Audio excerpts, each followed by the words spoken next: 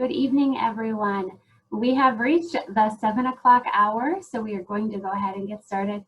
Myself, Amy Elke from the Children and Family Services Training Center, along with Deb DeWitt's of Family Resource and Consulting, welcome you this evening. This is the fourth in our series of EmergenFC, Foster Parenting in the Pandemic. Crazy to think that we are in the fourth evening with folks. When we set out to do the series, we had no idea if we'd be here for 1 week, 2 weeks, didn't really know. And I know some of you have been here for all 4 weeks. So this notion of talking about how your agencies will be notified for training is a little bit redundant to you, but we do have a few folks who are new this evening. So I'm just gonna spend a quick moment going through that. So as you logged in this evening, your name should have come up. It was either generated kind of through your login, or you maybe had to type that in, depending on how you logged in. Long story short, I do see a slew of names as kind of participants, and with that I am able to generate a list that I send over to the licensing agencies across the state. So with those licensing agencies, I'm referring to kind of the human service zones, PATH, LSS, YouthWorks, our tribal agencies as well. And so with that, they will receive a list from our office of everyone who attended. You are all also able to complete an evaluation that I will be emailing out tomorrow. And with that evaluation at the end, there is a place where you can download a certificate. With that certificate, you're able to print it out as a copy for your records. If you don't have access to a printer, that's not a problem. You're welcome to take kind of a screenshot on your phone or smart device, that sort of thing, or possibly even just save it to your desktop if you don't have a printer. So you would be able to have that option to kind of have that nice personal record for yourself, as well as your licensing agency having that copy. In regards to if you're watching the recorded session, every agency can do that a little bit different. We at the Training Center are not able to offer certificates or kind of credit for that. So we encourage you to personally connect with that licensing worker that you have through your agency to kind of formulate that plan. It could be that you provide a summary of the training, or possibly connect one-on-one through, well, I guess right now it'd probably be a phone call, right? Since we're not really doing as many face-to-face visits. So I just encourage you, if you're watching the recorded version, connect with your licensing worker, and you should be able to work out a plan. If that's not a possible option, go ahead and reach out to the Training Center, and we can kind of help walk everyone through that. So now if you're tuning in for a social work continuing education credit hour, we are only able to offer that for those tuning in live this evening. So if you were here for the live session, go ahead and comment in the chat box, which we'll talk about next, or you can email me and I will go ahead and get you that certificate. When I reference the chat box, that would be kind of that little dialogue, cartoon dialogue bubble is kind of how I'd like to reference it. If you're on a computer, it's a little bit easier to find with the notion of a chat box. Or if you are tuning in on kind of a smart device, often you have to kind of go to the participants list, and then usually it's swipe left and you can get the chat box. But anyways, that will be the way we will kind of be communicating tonight. At this point, we have over 140 logins, which means kind of 140 households. So we certainly have over 200 people on tonight, and with that, we are only able to kind of have this session run in listen-only mode, which means the only people that will really be talking and kind of having videos would be myself and Deb. The rest of the participants, like yourself, would only be able to kind of communicate through that chat box. Now, with that being said, we the last couple of weeks have had a number of really good conversations kind of running through the chat box. So we really encourage you to use that for comments, thoughts, questions you may have, and we will do our best to kind of attend to those. But like I said, even if it's just a comment or a thought, you're welcome to put that in the chat box. Another thing people do is maybe add that significant other in there, so, or ask for the social work CU. So feel free to do that as well. Now with that, some of you might be getting tired of my spiel on the press pause, because it kind of has 2 points. The first would be to kind of pause and realize that this isn't necessarily like our other series of trainings. Often when we set out a series, we've done that the last couple of times, we did 2 last year. Basically, I was able to send out kind of a, here's what we're going to cover over the next 3 trainings, and give you kind of the whole spiel of what to expect. These trainings have not quite been that way, right?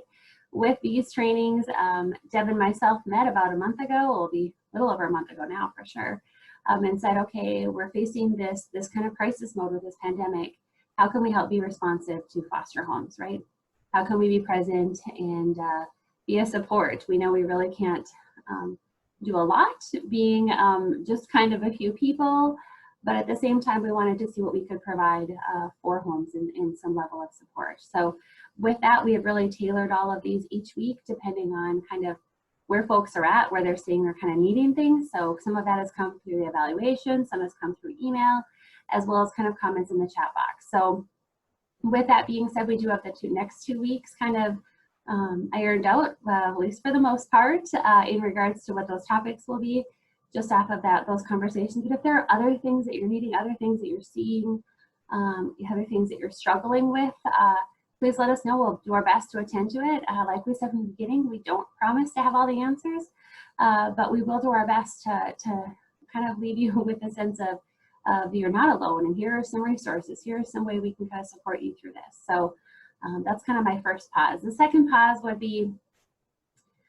we're sitting at this crazy place. I don't know if you were as maybe naive as me. When we sat here a month ago, I had no idea that we would still have kind of no clear end date in sight for this. So with that being said, we are all settling in a little bit more to our new sense of normal, but that doesn't mean it's getting any easier. I know some houses are maybe struggling more than others with this. We have lots of different variables, right? Kids are home no matter what from school. We know that that's kind of a fact for every home. But every home is kind of balancing a whole new level of daily life, right? We have some people that are trying to work from home, others that have kiddos at home, but they still have to go to work every day, right? It's more so those essential community members that are still out in our communities working. So we still have a lot to balance. We still have a lot of different weights on our shoulders than we were expecting a month ago. And some of those weights sometimes feel heavier than others. So with that, I ask for you to take kind of a big old breath and take a moment to pause and try to focus in on the next hour of training.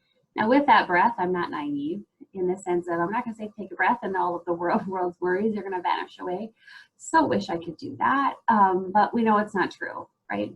So take a breath, focus in, which is ironic that I'm saying focus in, because that's what Deb's gonna be spending the next hour talking about, right?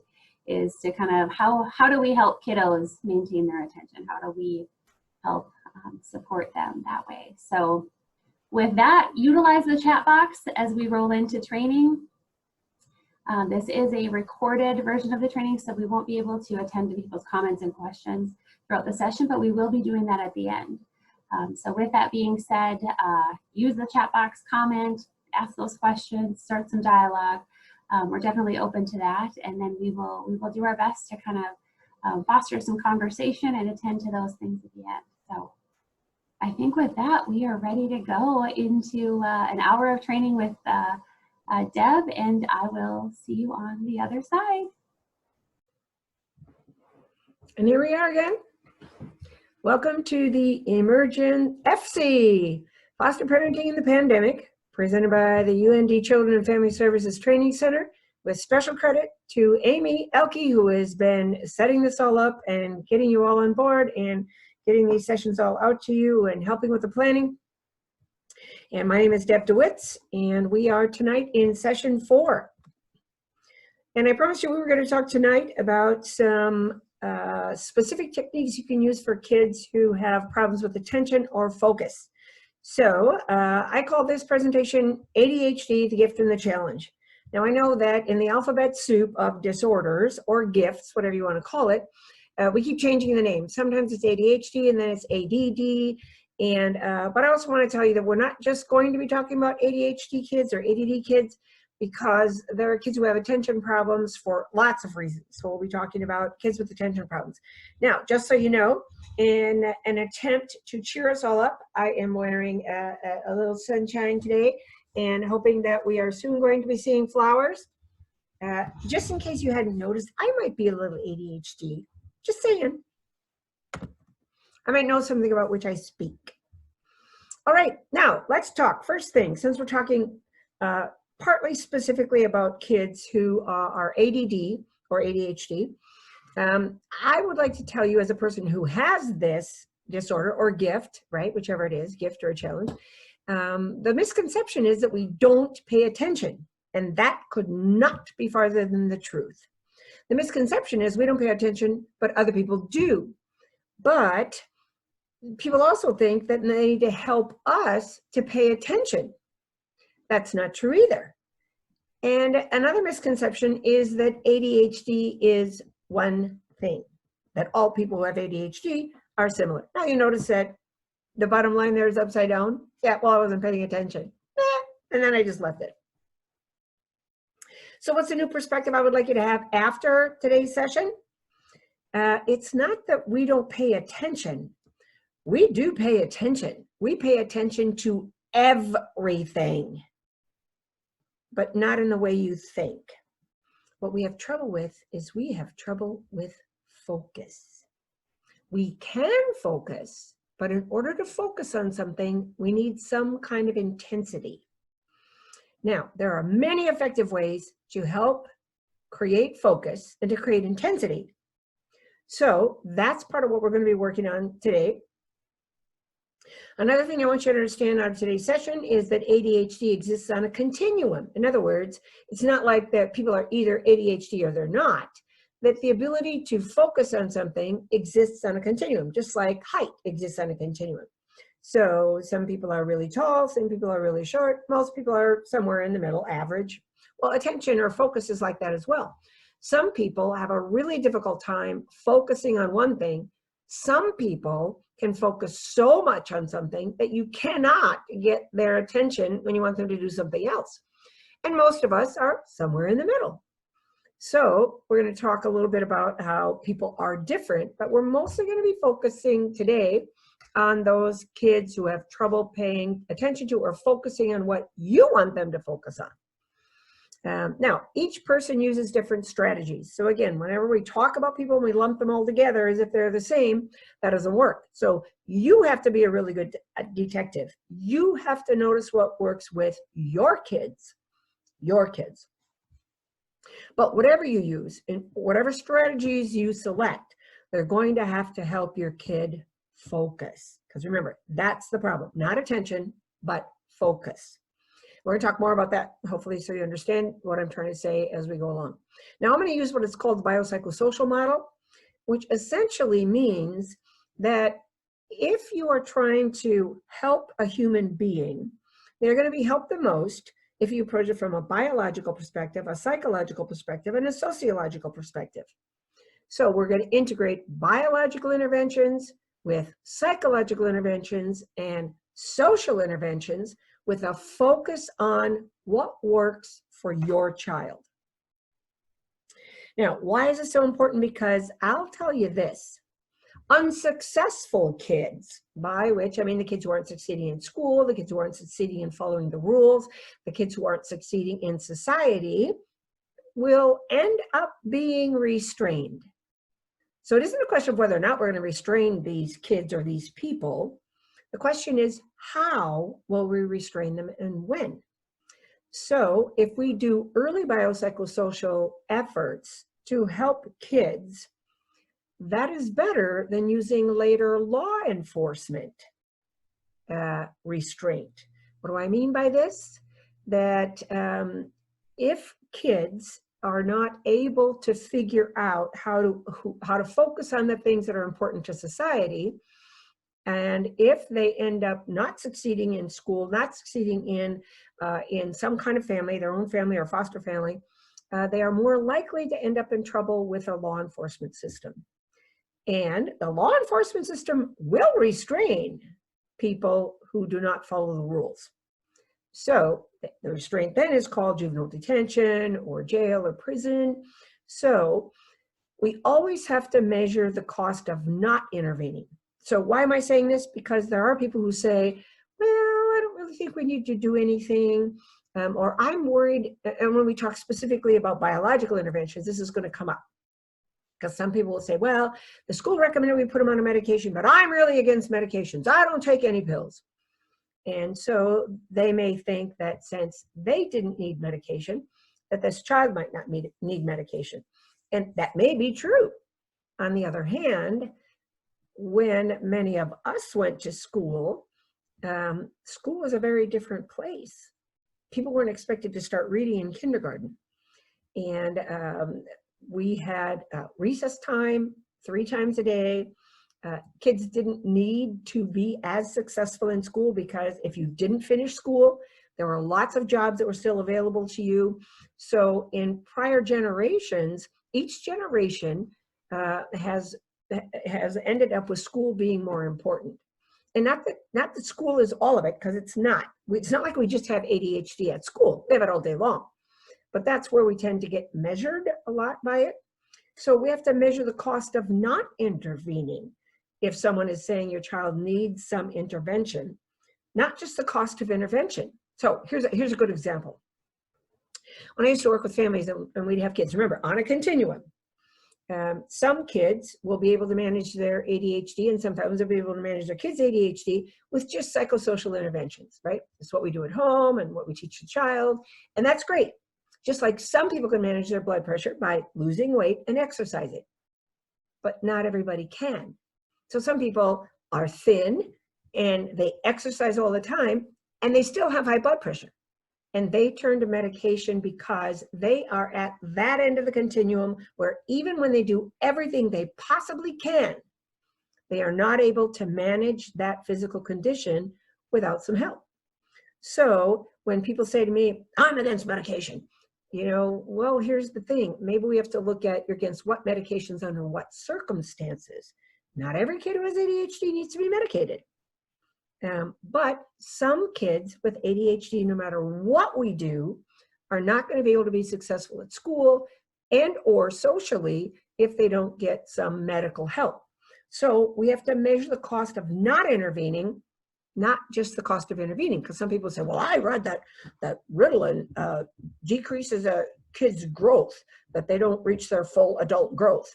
And I heard that so many times. Now, I get that Ritalin is not used as widely anymore, but when I was in practice with families, Ritalin was used quite widely. And families would say that. So I looked up the research. And in fact, Ritalin did impact adult growth.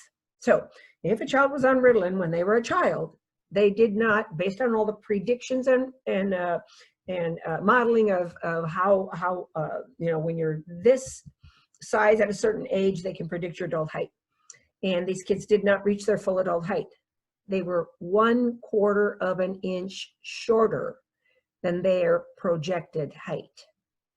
And I looked at 1/4 of an inch, because you know what? Most of the ADHD kids that I saw who were truly struggling to succeed, could not succeed even with good psychosocial interventions, had been pounded down by the school system, by parents, by people who wanted them to somehow be able to succeed, and their self-esteem was only 1/4 of an inch high.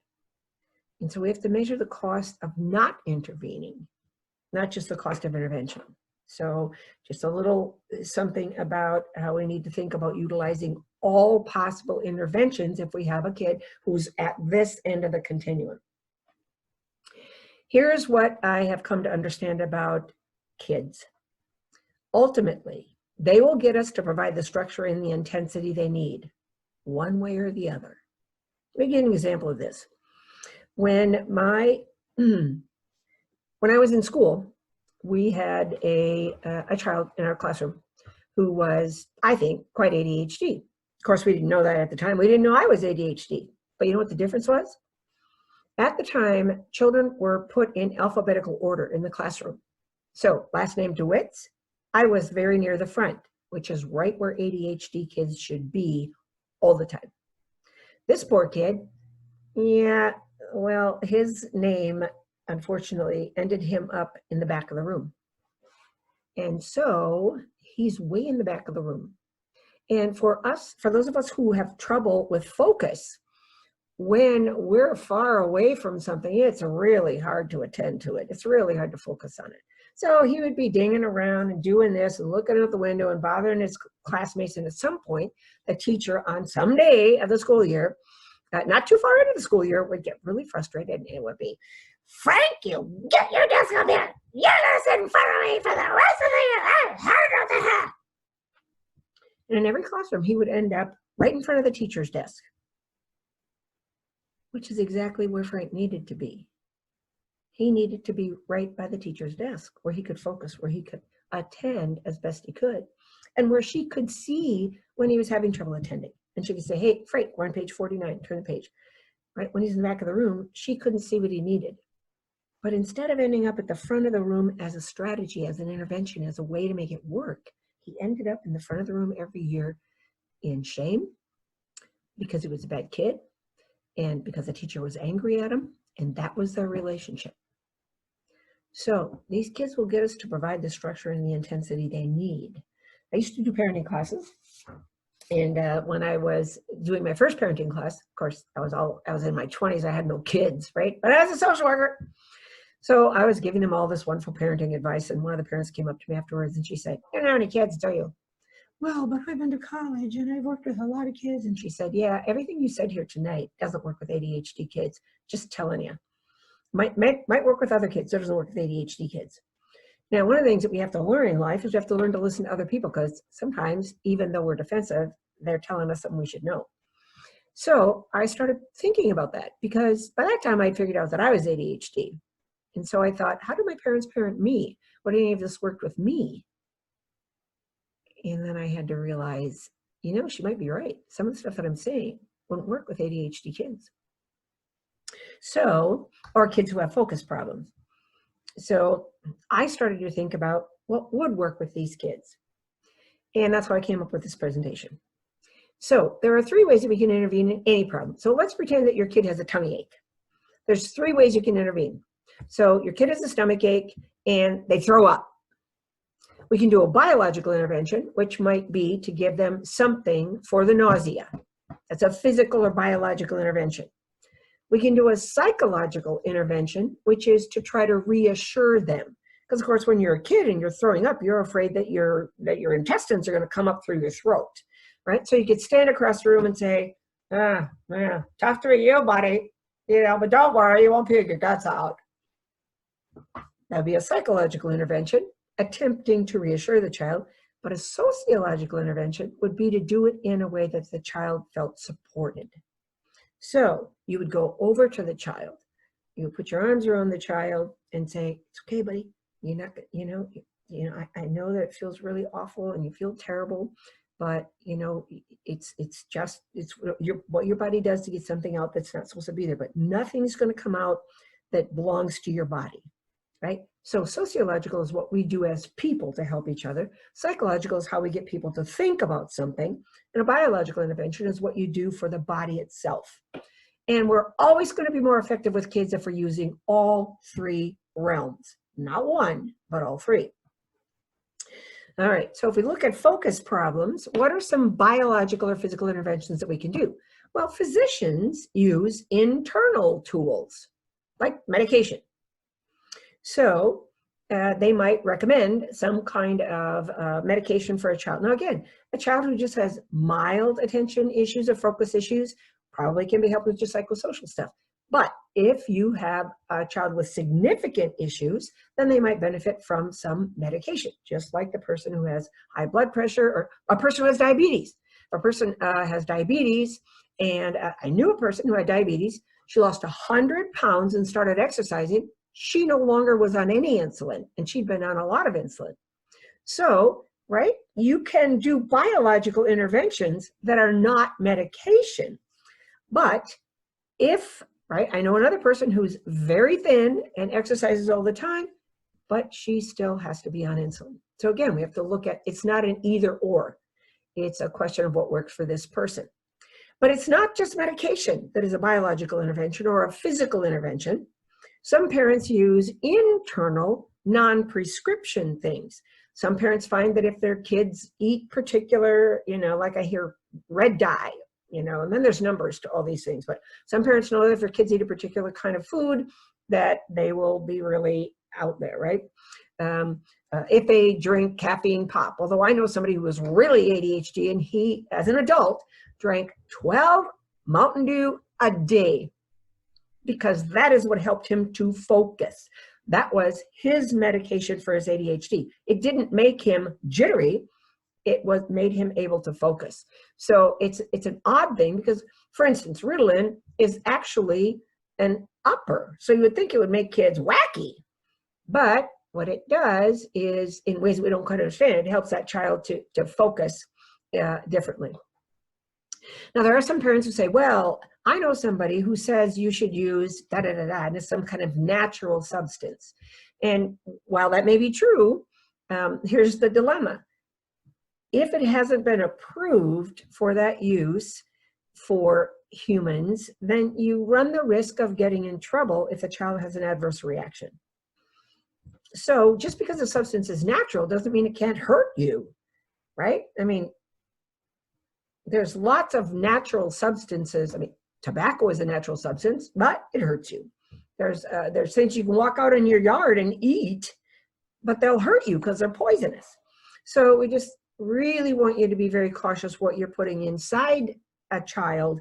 Just because it's natural doesn't mean it won't have a negative impact. Now, as we talk about physical interventions, we're going to talk a little bit about why so many kids who have focus problems or attention problems have been raised with the hit and holler method. Because the lady who came up to me and said, yeah, all the stuff you said about ADHD kids, it doesn't work. I hit my kids. I spank my kids because that's what works. It works when I hit them. It works when I holler at them. And again, my first thought was to be defensive and to say, that doesn't work and that's not good for kids. But I thought, she's trying to tell me something. Let me listen to this. So let's talk about why so many people use the hit and holler method. Because there are not only internal biological or physical things you can do with a child who has difficulty with attention and focus, there are external physical or biological things you can do.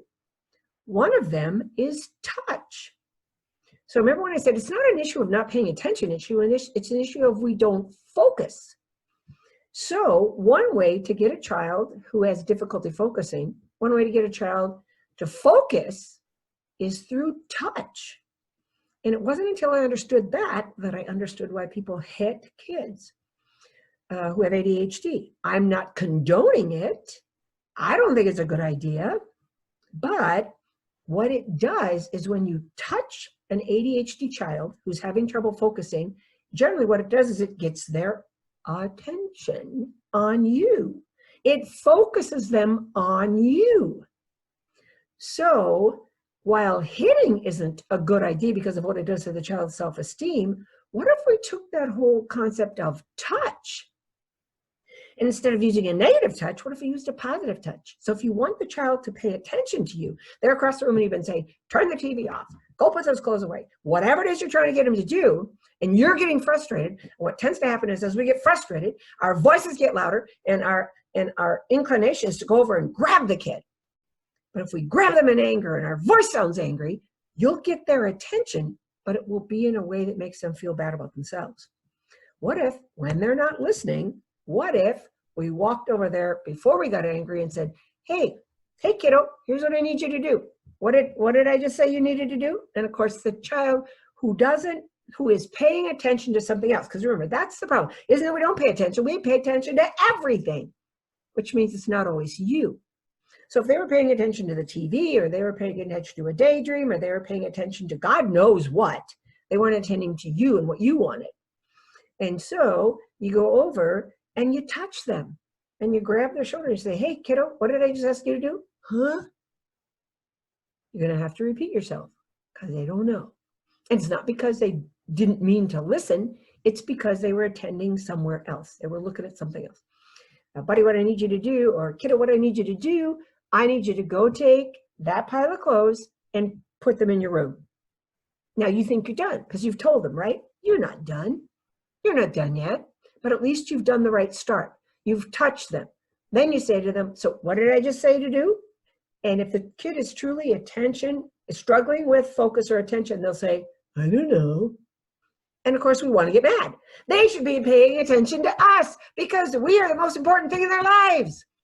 The fact of the matter is, when you have trouble with focus, you have difficulty finding what's the most important thing to be paying attention to. So I would sit in a classroom when I was in school, and other people would be paying attention to the teacher, but I can hear the janitor who's out in the hallway. I can hear the toilet flushing, and I'm wondering who's using the bathroom because it's not really time for recess yet. I can hear the register that's creaking over there. So as a person who has ADHD, you have trouble figuring out, your brain is attending to everything, and your teacher's just one of 100 things that you could focus on right then. Those of you who think you pay attention, you really don't. You just focus on one thing. You focus on the pastor. You focus on whoever's in front of you. Those of us who are ADHD, we can focus on 100 things at once. We just have a hard time figuring out what's the most important thing to focus on. You, of course, think that you're the most important thing, but that might be a little egocentric. Anyway, so touch the child, not in an angry way. Touch them before you're angry. Get their attention. Touch them on the shoulder, right? Sometimes touch their face. Say, hey, kiddo, look at me. What do I need you to do? So hugging can work. Any personal, non-sexual touch. Now, let's talk a little bit about what if you have a child who has sensory issues. If you have a child who doesn't like to be touched, then you may need to touch them in some other way. And it might be that you grab the end of their sleeve and just tug at the end of their sleeve, because that's enough physical. But however it is that you are able to somehow physically be near to and possibly touching the child, as long as they don't, and again, not physical, not in anger, and if they're sensory disordered, pay very close attention to what they don't like, right? But you might touch their textbook, right? If they're not focusing on their homework, you might just touch their textbook, right? So you poke on the textbook like this. You might, oh wait, I guess I should have done that. Poke on the textbook like that. You might point to something. You might use sensory assists, like holding something. Like, okay, buddy, when I put my point down on the paper, that's where I want you looking. So it's helping the child to physically focus on a particular thing. Why does spanking work? Because it's touch, and it's very intense touch. And in order to do it, you have to be very close. So what if we took the kind of intensity that spanking is, which is I have to be very close to my child, I have to be touching my child, and I have to be doing it in a way that the child sees me and not anything else. And what if we could use those strategies without anger and without hitting? So working with kids who have focus or attention problems means you have to do more work. And we want them to just be like every other kid. Well, that's great. But can you be 2 inches taller? I just want you to be 2 inches taller. Can't you just do that? Of course you can't, because it's a biological thing. So is ADHD. It's a biological thing. Now, what else can we do that's an external physical or biological thing? Use sound. So why does hollering work for ADHD kids? Because when they're attending to 100 things at once and you're in the background, put your clothes away, put your clothes away. They don't attend to it. They can't focus on it because it's not intense enough. But when you holler, that's intense.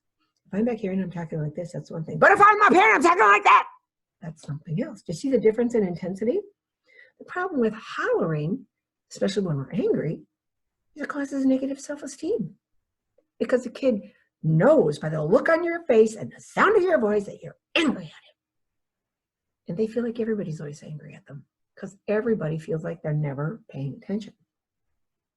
What if we used what hollering is, which is a loud projection of sound, only we did it in a positive way?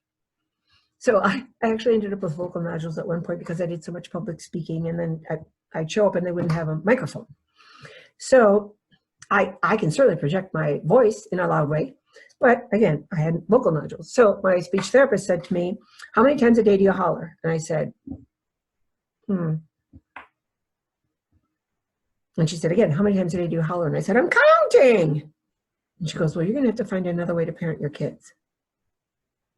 And I said, what do you mean? No, she said, you're gonna have to find another way to discipline your kids. What do you mean? She said, well, we can't have you hollering at your kids to discipline them. And I said, I don't holler at my kids when I discipline them. Because I grew up in a family where if you were in trouble, they whispered your full name. Debra Joan DeWitt's. Get in here. Because whispering is different sound. And so whispering can be intense because it's unexpected. So we might use a loud voice. So when she was talking about how often do you yell, I used to yell all the time. I would yell just like when I'm doing these presentations, and then I make my voice loud, and then I make my voice soft, right? So I grew up in a family that used vocal intensity all the time. Because when I got older and I realized that, hey, you know what? I think I'm ADHD. I wonder who I got that from, mom or dad? And then I realized, I think they're both ADHD. I think my whole family was ADHD. So how did we end up successful? Because a lot of kids with ADHD have trouble making it through school, being successful. But I think it was because everybody was ADHD. Nobody saw us as different or weird. Nobody got angry at us. They learned intuitively how to work with that as parents. So what you can do in terms of physical or external biological things is use uniqueness, use variation. So if you're kind of soft-spoken all the time, your ADHD foster child may not respond to that kind of parenting. You may have to get closer. You may have to touch them. You may have to say, buddy, I really need you looking at me right now. And you may have to sometimes do something to show them how excited you are. In my family, people hollered way more when they were excited and happy. And I think that's why I didn't end up with a negative self-esteem, because we weren't yelled at when we did something wrong. The yelling was all about excitement and joy of life. So I came to understand why hollering works, because it is intense, it is unique, and it's something that creates focus. Now, what's another external biological or physical thing that you can do? Create sights that draw attention. Why does hitting and hollering work? Because again, this is what it looks like when I'm talking to you from across the room and I'm not angry at you. This is what it looks like when I'm really angry at you and I'm right in your face. That sight is way different. So anger is not something that we do all the time. So what if instead of using an angry sight, which creates fear and is bad for the relationship, we used interesting sights? So, you know, you make a funny face, you make a funny sign, you do a funny dance, you do something that the child isn't expecting, and that will create focus for them. It has to be something you don't do all the time, right? But it's new, it's interesting. When my daughter, who was very ADHD, on the first day of her 7th grade math class, the science or the math teacher was talking about his expectations in the classroom. And he was really letting him know what it was going to be like. And he said, and you might think that I'm not going to make you all behave, but I am going to make you all behave. You couldn't do this today, but anyway, he had a tie on. And he said, here's what I do to kids who don't behave. And he grabbed his tie and he held it up and he took a scissors and he cut it in half. And he threw it over his shoulder. And she came home and she was like, Mom, I'm never going to misbehave. Right? Now, he didn't punish anybody, but he got her attention. Now, I am not saying you should threaten your kids, but I'm saying this guy had learned how to use a visual to get kids' attention. And I said, well, do you really? Because I'm thinking, do I need to report this teacher? I said, do you think he'd really do it? Well, no, he seemed nice, but he was really clear that we better behave. So how can you use your physical, the sights that you create? And again, getting near to someone creates a different kind of intensity than being far away. So being close to the child who has focus problems, getting them close to what they need to do. So now we see why kids finally listen when the teacher gets angry. She looks different. She looks different. The nice thing about being Deb DeWitt's is that I sat so close to the front of the room that I could see everything about the teacher. I could see when she didn't pluck her chin hairs. I could see when she had a booger in her nose, right? So it gave me lots of things that drew my attention to her.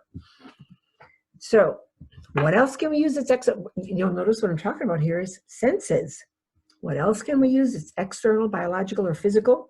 Smell and taste, right? When you get near to a child, it isn't just that your presence is there, that your love for them is there, but it brings the smell of your breath. It brings the smell of your body. All of those things will create a sense of intensity for that child. So it's that nearness is visual, it's auditory, it's physical, but it brings also smell with it. You know, after my mom died and we divvied up the things, one of the things I got was her old powder box where she used to keep her powder, and there's a little powder puff in it. And of course, when I got it home, I opened it up and I smelled the powder puff, and it smelled just like my mom, right? That who you are is something to those children, including how you smell. So kids will respond to the smell right when you're cooking supper and they keep coming up and bugging you. If you're baking cookies and they keep coming out, I want to go. Why? Because that smell is powerful and they're out there bugging you. Why? Because that smell draws them. So what are some ways that you can engage your child? Well, if you're going to sit down to do homework with them, get some gum they really like. And you're both chewing gum, even though they're driving you crazy while they're chewing their gum. That smell keeps them focused on, you're there with them. So ADHD kids are the kids who will love to taste anything, and they will love science lab, well, at least when they're not in trouble. But of course, in order for them not to be in trouble, they'd have to be at the lab table that's right next to the teacher, because there's way too many things you get in trouble with in science. I'm not even sure what that was, but it sounded like my computer just blew up. All right, let's take a look at what happens with an ADHD kid. We're going to say first, this is a non-ADHD kid. So this would have been like my daughter, Sarah, who was not ADHD. So I would say, Sarah, go put your clothes away. Actually, Sarah was probably a little ADD, right? She could really focus. So she would pick up her clothes and she would walk pretty much in a straight line. She would go in and she would put them in the drawer. Couldn't they all be like that? No, of course not. So this is what it would look like when I would say to one of my other children, go put away your clothes. Oh, whoops, I did that backwards. This is where we were, like this, and then she'd go put away her clothes. Okay, this is one of my other children. Go put away your clothes. So they'd start going to put away their clothes, but on the way to put away their clothes, they would see something on the floor. And that thing on the floor, well, it looked like it was dog poop, but it turned out to be a bug. But then when they thought it was dog poop, it reminded them they were supposed to feed the dog, and they forgot to feed the dog. So they head over to feed the dog, but on the way over to feed the dog, there's a commercial on the TV, and it's about Pop-Tarts. And they think, whoa, I never had snack after school. So then they head over to get a snack, and they put a Pop-Tart in the toaster and push it down. But when they're doing that, they look outside and they see this bird outside, and they're wondering if that bird has a nest. So they go outside and they're looking outside to try to find a bird's nest. And do you get what's happening here? It isn't that we don't pay attention. We pay attention to everything that comes across our radar. And everything that comes across our radar, it's a new experience or a new idea or something different. It's going to draw our focus from whatever it is we were doing.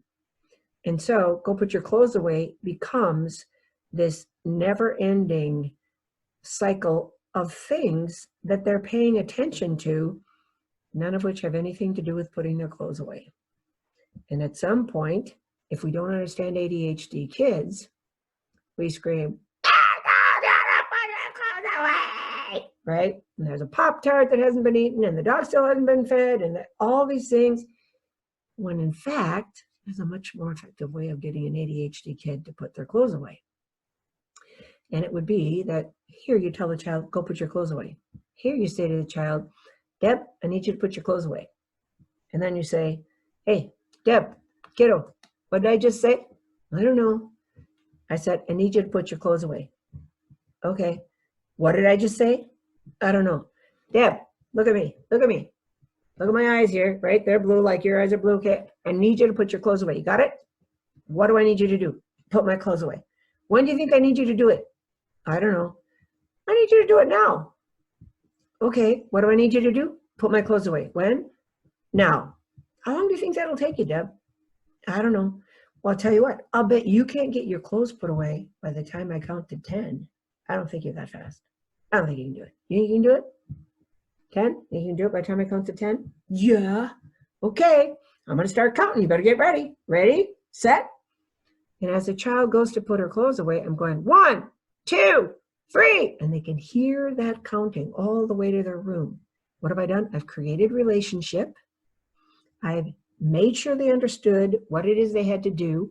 I've helped them to focus on that by giving them a motivation. And that is, I want to do this by the time they get to 10. They can hear me counting and they get those. Now, when you said put your clothes away, remember last time what we talked about? Put your clothes away to them means get to the door of their room and throw it. And then when the kid comes back, if you say, did you put them in your dresser? No. If you get angry, did you tell them to put it in their dresser? You just said away. Well, they're away from the kid. Just so do you see how all of these comes together? So you'd have to say, I want you to put your clothes away. Where do you think they go? I don't know. They go in your dresser. And I don't want you to just shove them in. I want you to put the pants. Where do the pants go? My drawer. Which drawer? Bottom drawer? That's right. So you walk them through to be sure they understand what it is they need to do. When do they need to do it? Okay. And help them to stay focused by using your voice. Or you say, I'll bet you can't do that by the time I go put the next load in the washer. I'm gonna come see, right? So they have some sense that you're in it together. So what's a better way to work with these kids? The child needs to be in the front of the room, not a child in the back of the room, right? So if you have an ADHD kid, where are they sitting in the classroom?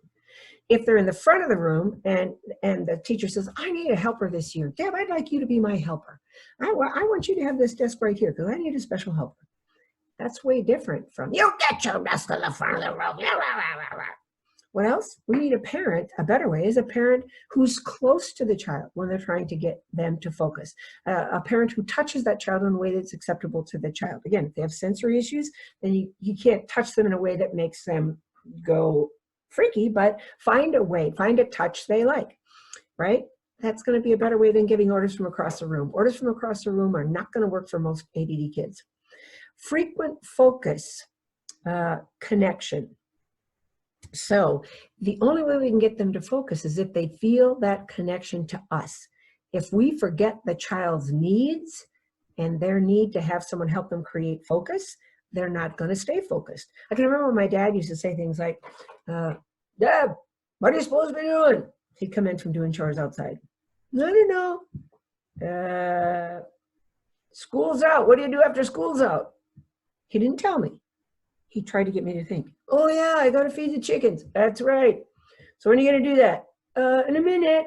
I'll tell you what, I'll bet you can't get the chickens fed before I get the cows fed. Yes, I can. I'll bet you can't. Yes, I can. What would you have to do to get the chickens fed?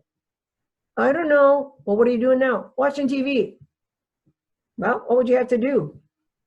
Turn off the TV and get my clothes on. That's right. So he'd wait for a minute while I turned off the TV and came out, started putting my clothes on, say, I'm going out now. And I think I'm gonna get the cows fed before you get the chickens fed. No, you're not. No, you're not. And off we'd go. So do you hear how making sure that I knew what I needed to do, making sure that I got started on that task, and being in a relationship with me where I knew it mattered. So tons of positive reinforcement. Not angry that I didn't remember to do my chores, not angry because I said, I don't know. Well, what do you usually do after school? Oh, I got to do my chores. That's right. What would you have to do to get your chores done? Turn off the TV, right? But too often what happens with ADHD kids is people only notice the bad stuff they do. You didn't get your clothes put away. So what we need when we have trouble focusing is we need a lot of positive attention. We need a lot of positive relationshiping. And usually because we don't focus well, everybody's frustrated with us. And that makes us feel bad. So those are all physiological or physical things you can do, right? Sound, touch, hearing, being close to. What are some psychological things? Remember, psychological things are the things that happen with the brain. So in my brain is where my self-esteem lives. So my self-concept is how I feel about me. And how I feel about me is going to essentially be a mirror image of how I think you feel about me. So if I think you feel bad about me, then I'm going to think I'm bad. So if it seems like you're always mad at me, well, people get mad when somebody's doing bad stuff. So I must be a bad kid. I remember, again, lots of these foster kids came from families that didn't have this education, that were crippled by chemical dependency, other mental health issues, that lowered their frustration tolerance, that lowered their success in lots of educational ventures, even, certainly not this kind of education, perhaps, right? So they don't know all the positive ways to parent that you were given by your own family. Because remember, many of these disorders are genetic. So the parents of these kids, you feel so sad for these kids, for what their parents have done. But if you went back a generation, their parents were the kids who were raised in that exact same way. They were hollered at. They were not listened to. They were neglected because the grandparents probably had many of the same struggles. So while it's tempting to be really judgmental about these parents, these are just grown-up kids. These are people who didn't have the same things you had in many instances. So my self-esteem, my self-concept is a mirror image of what you think of me, or at least what some people have thought of me. Now, many of you have heard in this alphabet soup of children about something called ODD, or oppositional defiant disorder. That's the kid who, if you say right, they say left. If you say no, they say yes. If you say yes, they say no. So it seems like whatever you're trying to do, they do the opposite. One of my particular beliefs is that ODD may be the end result of ADHD kids who are trying to please adults. So in all these years of working with families and kids and consulting and supervising social workers, I can only think of one case where the child who was diagnosed with ODD did not also have a diagnosis of ADHD. So it just made me think, if they're always together, these two diagnoses, and we see ADHD long before we see ODD, could it be that ADHD kids who are always trying to please adults but feeling like they never can please adults end up with ODD because of that psychological defense of, no matter what I do, it's never enough. I was going to put my clothes away, but then I remembered I hadn't fed the dog. So then I went to feed the dog because I knew I was supposed to feed the dog, but then I remembered I hadn't. They're always trying to do something. And ultimately they feel like no matter what I do, it's never good enough. And so I wonder if some of that ODD is the end result of, I can't please them anyway, so I don't care. Because when you talk to ODD kids, their outer shell, their defensive, I don't care, can't make me do it. That outer shell of defensiveness of, I don't care about the world, to me, it looks like really negative self-esteem. I gave up trying to please the world. What else do we know about how the brain works? Well, we know from learning theory that some kids are visual learners. Some kids are, so it's what they see, like they learn well by reading or seeing a chart or seeing a list. Other kids are auditory, so they learn better by what they're told. And other kids are tactile. They learn better by what they're doing. So I'm a visual person in that if I see something, I learn better, but I can't read it in a book and learn. So my son-in-law, who does IT stuff, he'll say, well, here's what you do, right? And he hands me the manual. I'm like, meh, no, you need to show me, but beyond showing me, you have to have me do it. So I know what works for me. If somebody wants me to remember their phone number and they give it to me auditorily, forget it. I couldn't remember it literally to save my life. But if they write it down and I stare at it, then I can remember it. So everybody learns or takes in new information differently. So you've got to pay attention to what this child who has trouble focusing, what helps them to focus, what works best. So reinforce yourself and the child when something works. It's like the story that I told about my daughter who has ADHD, right? And I was trying to give her this, very bare desk with no distractions, and what worked for her, she said, well, when half of my brain is busy doing something else, the homework doesn't seem so awful, right? My dad using the, Deb, I bet you can't feed the chickens before I feed the cows. So he knew that for me, relationship was very important. I told the story a couple of sessions ago about my daughter who said, if you really wanted me to raise my grades, you'd offer me money. It's like, bleh. And she's like, yeah, I knew you wouldn't do it. So here's a kid who knew that what motivated her was money. Money doesn't motivate me. So this is some of what you pay attention to, is what motivates your child.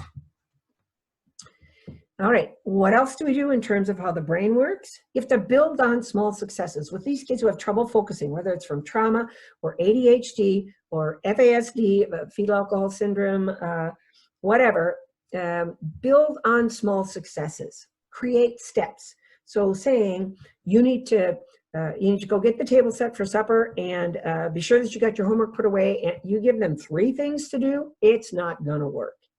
So you need to give them 1 thing to do, and when they do that, then reward them for it. And when I say reward, I don't mean you have to give them money or you have to give them, but you say, great job, Deb, great job. Even if they stumbled a couple times along the way. They headed to put their clothes away. I don't know why I'm stuck on putting clothes away. Maybe because we're all stuck at home, right?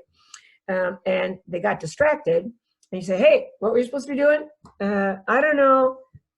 Let's think back. Remember when I came over to you in the chair and I asked you to do something I'd ask you to do? Oh yeah, put my clothes away. Are you getting those clothes put away? Yeah. Okay, can you do it now? Okay, all right, I'm gonna count to 10, right? So then when they get it done, even if they didn't do it perfectly, give them some reward. Create steps, not do it, which is the whole thing, right? Get your room cleaned. But I'd like you to get all of your clothes that are dirty in the hamper, and I'd like you to fold the clothes that are clean and put them back in your, no, that's gonna be too much. That'll never work. So you start with, I'd like you to pick up the clothes that you know you've already worn, put them in your hamper. Guess what, buddy? The stuff you took out and you didn't wear to school, don't put those in the hamper. That's just a lot of work for me. So just the clothes you know you wore to school for a day, put those in the hamper. Okay, then you go back, whatever's left. Now what I need you to do is fold up all the jeans or pants. Put them, what drawer do you put them in? Bottom drawer, that's right. Now, does it matter to you how they're folded? Because if it does, then you're gonna have to say, this is how I want them folded. Can you show me one? Because if you don't do that, they're just gonna stuff them in the drawer. So again, all of these things that we've been talking about come together, but you partialize for kids that have trouble with focus because they can't, it's overwhelming to walk into a room where everything is overwhelming. So it's not just that they need to stay on task, you need to stay on task. So if you say, I'm gonna come back in 5 minutes and see how you're doing, then you need to set your timer for 5 minutes and you go back in 5 minutes, you see how they're doing. And what they're probably doing is staring out the window. And your temptation is to yell at them. But if your temptation is to yell at them, it's because they've taught you that yelling is what gets their focus. So instead, go over to them and say, yo, what's out there? Oh, I saw my first robin. Awesome. That's awesome. Now that you saw your robin, what is it you're supposed to be doing? I don't remember. Okay, think back, right? Why were you in your room? Oh yeah, I was supposed to be putting my, right? Get them and reward them when they say I'm supposed to be putting stuff away. That's right, good job, buddy, good listening, good listening. That's the part we skip. We skip when they can get something right because we get frustrated that they don't get it right the first time and that they don't do it right away. So you need to stay on task. Not so much they need to stay on task, but you need to stay on task to build these skills in them. All right, what else psychological? Educate them about their ADHD, educate them about focus. They don't know why they don't do the things they're supposed to do, but if you say, you know what, everybody's brain works a little differently. So, you know, on my computer, one of my IT guys told me that when I have too many things open at once, it's hard for my computer to do its work. So I need to close some files and then my computer will be faster. So one of the things about your brain, buddy, I tell you what, your brain can do 100 things at once. And that's an amazing gift. But sometimes it makes it hard to get one thing done. So let's see if we can maybe just focus on this one thing. So talking to them about how their brains work so that they understand that it's not a bad thing, it's a different thing. Help them to understand what it is and what it does. And then educate other people who don't know how to attend to it. So, you know, hopefully the teachers know about this and the teachers are doing a good job with it, but you might need to work with grandparents or other siblings and teach the child how to intervene on themselves. So when, by the time my daughter got to school, she did not have the same school situation where they put them alphabetical. So she didn't end up in the front of the class. Kids got to pick where they sat. So of course, where did she pick? Back of the room where all the fun was. So we had to have a conversation about, you know, here's what happens, sweetheart. When you sit in the back of the room, you end up in trouble. And I know you don't want to be in trouble. So where do you think it'd be a better place to sit? So, you know, of course, I wanted her to sit in the very first desk right in front of the teacher, but that would be really embarrassing. So, but, you know, she was able to understand that if she sat maybe third chair back, she could pay more attention. And I helped her to understand that it wasn't just a challenge, that it was a gift as well, that it allowed her to get lots of things done in a day, that it allowed her to multitask, right? Especially today when everybody's having to multitask, kids who have ADHD may in fact be wildly successful. What else do we need to do in terms of psychology? Be aware of potentially difficult situations. When are the times that are going to be hard for this child? When is it going to be hard for this child to pay attention? Remembering again that ADHD is heritable, which means it is passed from one generation to the next. So the likelihood that their parents, at least one of their parents, has ADHD is pretty high, which means that their parents probably have not been consistent. They're not used to consistency. It isn't that the parents might not have tried, but as an ADHD parent, I wasn't always consistent. So I had to really focus on being consistent. They need to learn their talents, their limitations. I remember one year when my daughter, when she was a freshman, you had to take 7 hours a day. When she was a sophomore, then she got to choose whether she took a 6-hour day or a 7-hour day. Now, of course, as a parent, my thought was, well, if she had a study hall, she could get some of her homework done at school. That would be a little better. So I said, well, you know, sure you don't want a study hall? Because I'm just lazy, right? Thinking if she got her homework done at school, it'd be less to have to get done at home. And she goes, study hall? I said, yeah, you know, you have an hour where you could get something done during the day. And she goes, Mom, think about it. Me sitting in a room, quiet for 50 minutes, that has principal's office written all over it. Good point, right? So there's the good thing about having a kid understand their own limitations. Okay, sociological, right? That's social interventions. You'll notice every one of these things has really been sociological in nature. It's about you getting closer to the child. It's about you touching the child. It's about you using vocal variety. It's about you having smelly gum when you're working with them on their homework. It's about you thinking about how they learn best. It's about you raising their self-esteem by helping them to see good things. All of these things are sociological. Every intervention with these kids requires other people. Without you, we attend to everything.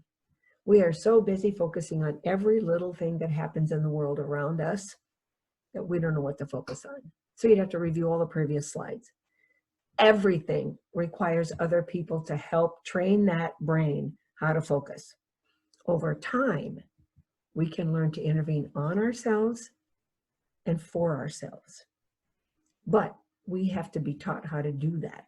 So I used to sit in faculty meetings and everybody would think I was paying attention. And I was, but like my daughter, you know, half of my brain can be paying attention. The other half of my brain is doing whatever, right, in my mind. It's going 1,000 places. But I had to learn not to let that fall out of my mouth. So I had to learn how, you know, how to manage myself when I was in a setting like that. And another important thing that they need to feel like they belong, right?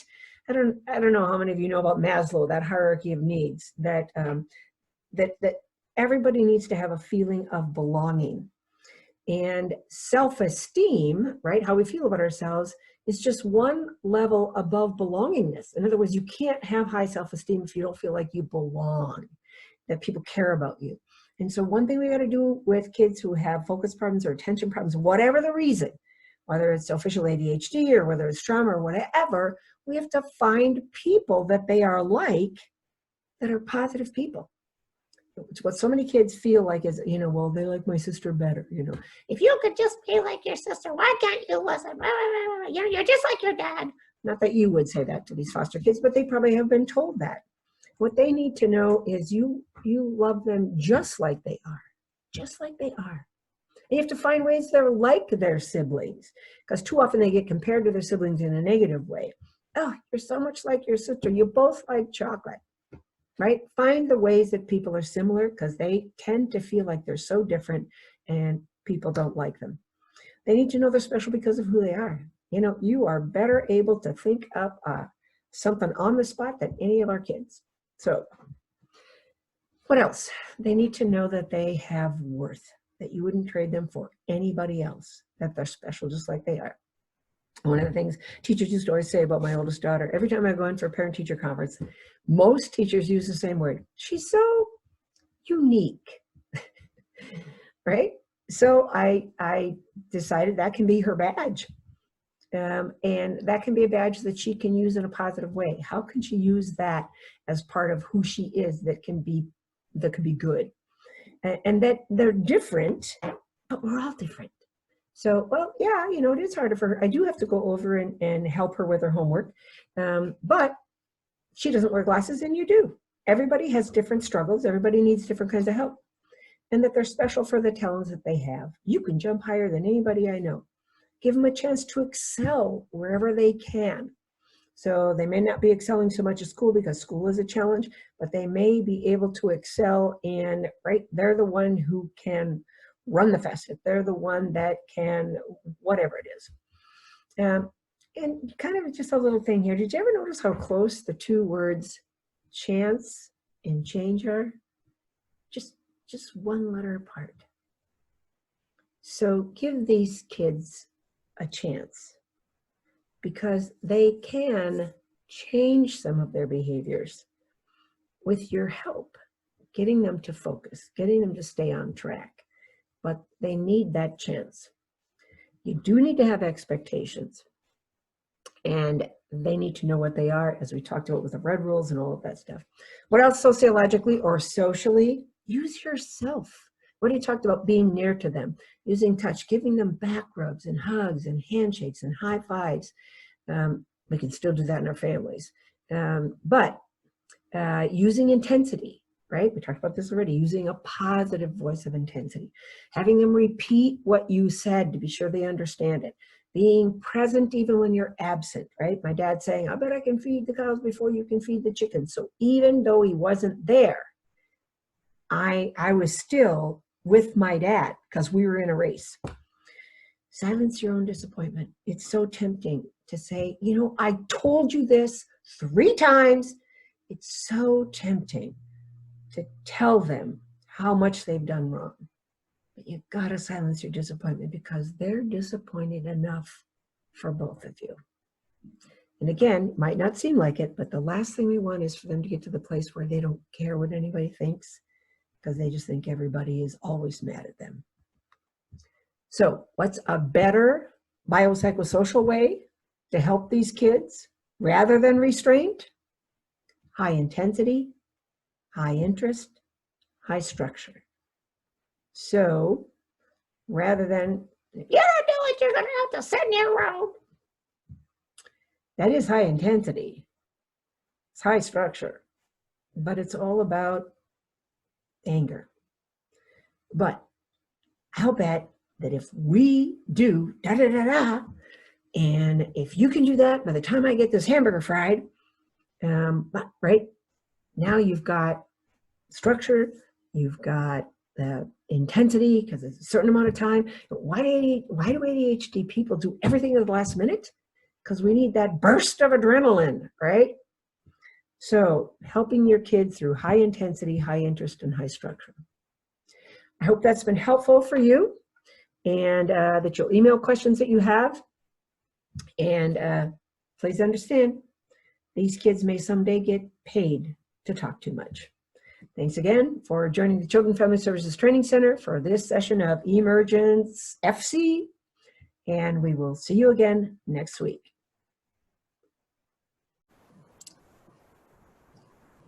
Okay, I know a number of you were saying thank you in the chat box. So I know you're probably feeling a little bit like I am, that I'm just thankful that you are here with us tonight. We're thankful that Deb is with us as well, sharing her wisdom and insights. We do have a few moments if people do have questions, comments, thoughts. I know there was some chatter going on in the chat box between some folks and Deb, so that was wonderful to see. I do know we are past the 8 o'clock hour, so if people need to head off and take care of littles, feel free to go do that.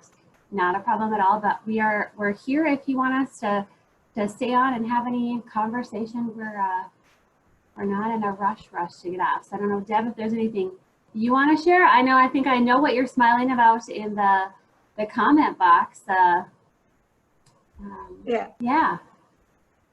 Yeah, that's pretty funny. Somebody said they think they need to go fold their underwear because I do a workshop about I don't fold underwear anymore. So thanks for remembering. It's a good one, that's for sure. That's great. Yeah. It is, yes.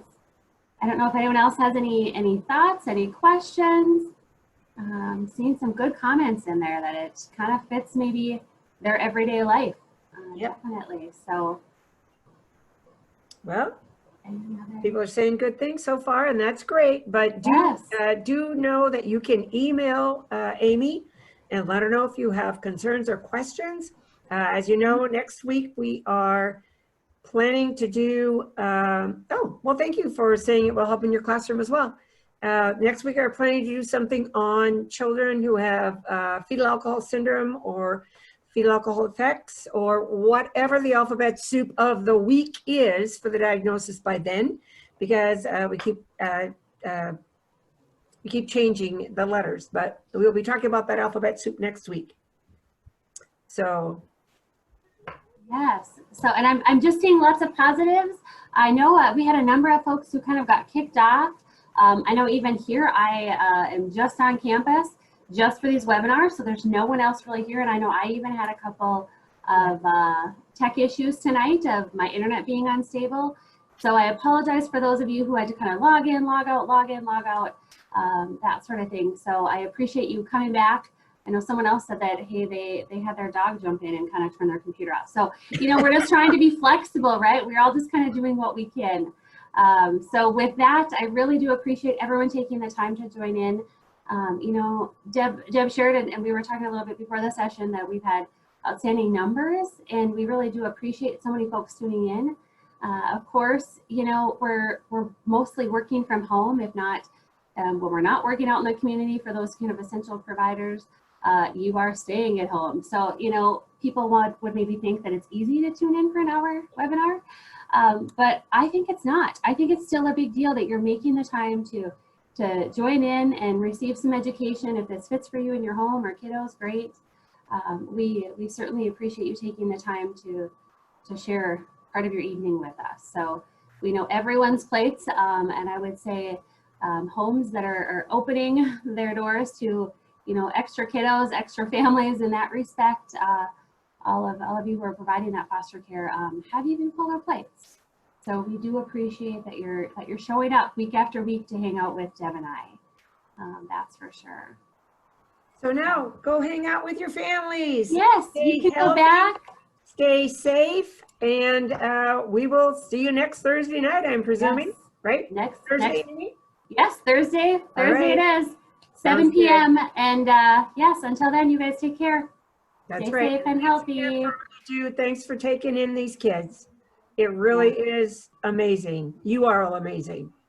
Yes, indeed. Indeed. So that's a perfect note to end on. I wish you guys the best week ahead.